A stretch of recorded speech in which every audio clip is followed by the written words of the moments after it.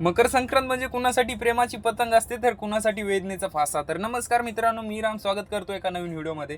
आणि आज आम्हाला बर्ड रेस्क्यू कॉल पडलेला मित्रांनो, कारण आता रात्री माझी सेकंड शिप होती आणि सेकंड शिप करून मी साईबाबांच्या पालखीचे दर्शन वगैरे घेतले आणि थेट झोपायला गेलो. सकाळी लवकरच आल्याच्या नंतर फर्स्ट शिपला आलो आणि आल्याच्या नंतरच कॉल पडलेला मित्रांनो आम्हाला बर्ड रेस्क्यूचा. नंतर निघालो मग कॉलवर. पोहोचल्याच्या नंतर त्याला बघितलं आणि पतंगाच्या माझ्यामधून बर्ड रेस्क्यूच्या साह्याने त्याला काढलं मित्रांनो आम्ही सुखरूप आणि निघालो मग आपल्या फायर स्टेशनला डबल रिटर्न. फायर स्टेशनला जाण्या अगोदरच आम्ही बर्ड रेस्क्यूला कॉल केलेला मित्रांनो, कारण आता बर्ड रेस्क्यूच्या हवाली करून द्यायचं, नंतर त्याची मलमपट्टी वगैरे बी करणार होतो आम्ही आता थोड्या वेळात.